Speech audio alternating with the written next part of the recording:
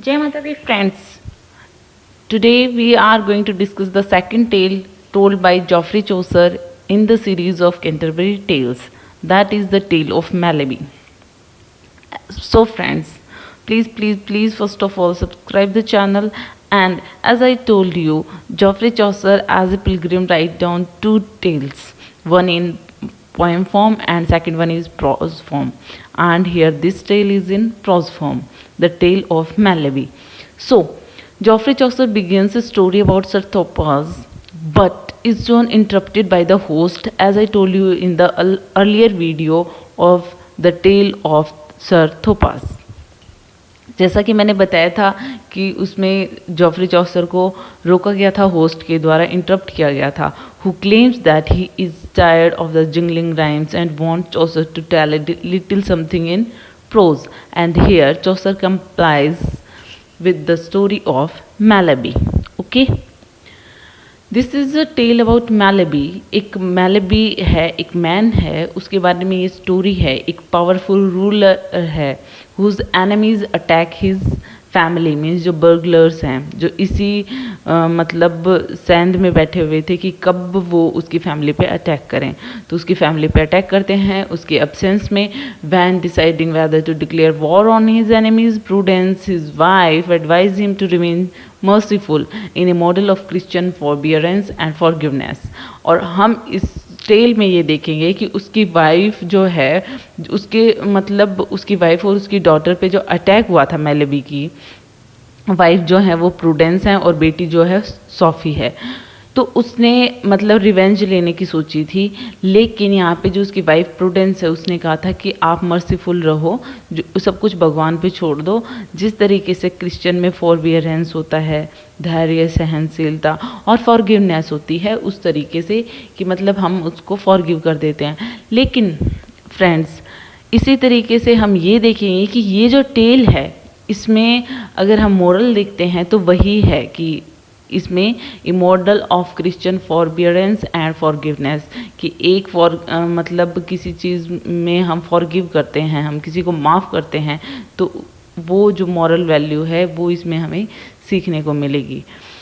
So before going through this tale, the major characters, these are three: Malaby, Prudence and Sophie. Malaby, a man who forgives three burglars who injures his daughter and beat his wife, or you can say raped by his wife is raped by his enemies.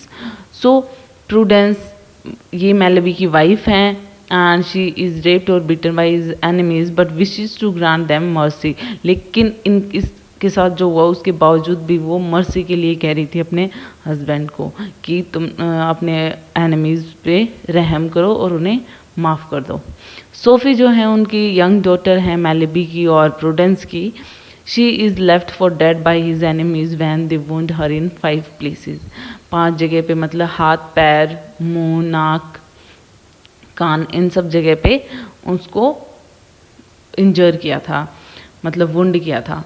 So this is about the characters, and the tale is like this. There was once a young man named Malaby, mighty and rich, who had with his wife Prudence a daughter called Sophie.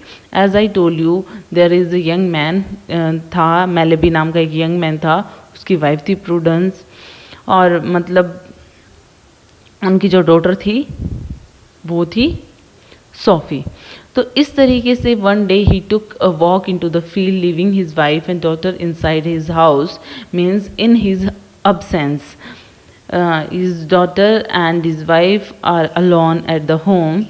3 burglars break into their house, beat his wife Prudence and grievously injure their daughter Sophie with mortal wounds in her feet, hands, ears, nose and mouth. यहाँ पे हम ये देखते हैं कि जैसा कि मैंने बताया कि उसकी वाइफ को बीट करते हैं, रेप करते हैं, एंड उसकी जो डॉटर है उसको काफ़ी ज़्यादा मोर्टल वुंड्स करते हैं, मतलब बहुत बुरी तरीके से घायल कर देते हैं. बहुत 5 प्लेसेस पे जहाँ ये बताया हुआ है कि feet, hand, ears, nose and mouth पे.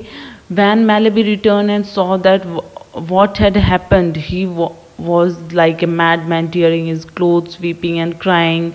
Malaby decides to avenge himself, but his wife Dame Prudence talks him into getting advice and then convinces him that of all the advice he has gotten, her own advice is the best. यहाँ पे जब उसका बहुत बुरा हाल हो जाता है मैलेबी का, कि वो क्राई कर रहा है, वीप कर रहा है, क्योंकि उसके एब्सेंस में उसकी बेटी और वाइफ के साथ में बहुत बुरा हुआ था और उसको रिवेंज लेना था, बदला लेना था। लेकिन यहाँ पे जो उसकी वाइफ है वो कहती है कि तुम किसी से एडवाइस लो, मतलब वो तो खुद फॉरगिवनेस के लिए कह रही थी, लेकिन उसके बावजूद भी कि तुम और भी किसी से एडवाइस ले लो और लोगों से मतलब पता करो कि क्या कौन सी एडवाइस बेस्ट है, तुम्हें क्या सही लगता है और मैं क्या कह रही हूँ वो सही है। Prudence recommends that he gather a group of his friend to give him advice instead, कि मतलब जो भी तुम्हारे फ्रेंड्स वगैरह हैं उनसे सबसे आप एडवाइस ले लो। The advice typically falls into two groups, the surgeons, physician, lawyer and all people tell Malaby to be cautious, while the neighbors and young people tell Malaby to launch an attack on his enemies immediately, कि मतलब थोड़ा चौकन्ना रहने के लिए, और मतलब जो हम ऐसे कह सकते हैं ओल्ड पर्सन जो बहुत समझदार टाइप के लोग होते हैं, सर्जन, फिजिशियन, लॉयर, इन सब ने ये सब कुछ कहा कि मतलब तुम्हें नहीं करना चाहिए अटैक। और जबकि यहाँ पे जो नेबर्स थे, कुछ यंग पीपल थे, उन्होंने कहा कि तुम्हें अटैक करना चाहिए एनिमीज़ पे इमीडिएटली। तो अब मतलब उसको खुद को डिसाइड करना था मैलेबी को कि मैं क्या करना चाहता हूँ। तो जो मैलेबी है वो वॉर के मतलब पक्ष में था, कि वो वॉर करना चाहता था, वो बदला लेना चाहता था। Prudence tell Malaby that he should choose his counselors carefully to set their advice against their apparent and hidden motives. वो कहती है कि मतलब यहाँ पे कुछ लोग ऐसे भी होते हैं जो स्पष्ट और साफ नहीं बोलते हैं, मतलब कुछ ना कुछ उनमें होती है गड़बड़, उनके कुछ हिडन मोटिव्स भी होते हैं, तो तुम सोच समझ के अपना फैसला लेना।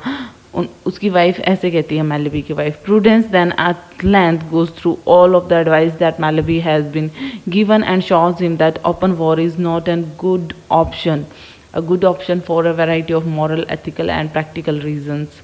वो मतलब सारे चीज़ों को सुनती है, सब चीज़ों के बारे में कि सोचती समझती है, सारी एडवाइजेज जो भी हैं। फिर वो मैलेबी को, अपने हस्बैंड को कहती है कि हमें कुछ भी नहीं करना चाहिए, ओपन वॉर नहीं करनी चाहिए, क्योंकि ये गुड ऑप्शन नहीं है मॉरल, इथिकल और प्रैक्टिकल रीजंस की वजह से, तो ये सब सही नहीं है।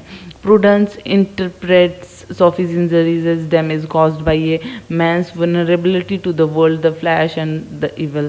वो ये भी कहती है कि जो इंजरी हुई है ये मतलब बहुत गलत है, ये मैं एक इंसान की वनरेबिलिटी है, मतलब इसमें इंसान का दोष है, इसमें उसकी आलोचना भी करती है।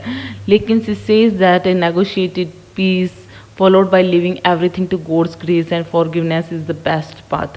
लेकिन फिर भी तुम मतलब एक negotiated peace रखो और मतलब सब कुछ भगवान पे छोड़ दो, और इसके बावजूद फॉरगिवनेस ही सबसे बेस्ट पाथ है। तो मीनवाइल मैलेबी के जो एनिमीज़ थे जिन्होंने प्रूडेंस और सोफी को इंजर किया था वो पकड़े जाते हैं और मैलेबी के सामने लाए जाते हैं। लेकिन मैलेबी जो है वो ही decide to let them off with a fine, but Prudence vetoes this, means कि यहाँ पे जो मैलेबी है उसने तो उनको सोचा था decide to let them off with a fine, but यहाँ पे जो प्रूडेंस थी उसने मतलब रोक दिया। व्यॉट्स का मतलब रोक लगाना। तो मैलेबी उनको बाद में फॉरगिव कर देता है बगलर्स को और रिब्यूक करता है उनको, एक्सटोल्स हिज ऑन मैग्नेनिमिटी, मीन्स इसके साथ साथ ही खुद की सराहना करता है, खुद की प्रशंसा करता है कि मैंने मतलब उदारता दिखाई है, मैं इनके जैसा नहीं हूँ। Assenting fully to prudence guidance and thanking God for sending him a wife of such great discretion. और उसके बाद में मतलब उनको माफ़ करने के बाद में अपने लिए ये सोचता है कि बहुत अच्छा हुआ, मतलब प्रूडेंस की जो गाइडलाइंस थी वो मेरे को बहुत काम आई जो इसने मुझे बताया, और गॉड को थैंक करता है कि मुझे ऐसी वाइफ मिली, मतलब इतनी समझदार वाइफ मिली। सो यहाँ पे मतलब होस्ट, जैसा कि हमने स्टार्टिंग की स्टोरीज़ में देखा था फ्रेंड्स, अगर स्टार्टिंग से आपने टेल्स नहीं देखी हैं तो वो भी देख लीजिए, काफ़ी इंटरेस्टिंग हैं। सो उसमें भी होस्ट की जो वाइफ है वो ज़्यादा अच्छी नहीं है, काफ़ी आर्ग्यूमेंटिंग टाइप की है। तो वो भी यहाँ पे ये सोच रहा है कि काश उसे भी भगवान ने प्रूडेंस जैसी वाइफ दी होती। So it is all about the tale told by Geoffrey Chaucer. So, Tale of Malaby. Hope you like it. Please hit the thumbs up button. Please subscribe the channel. Put your views and comment suggestion in comment box.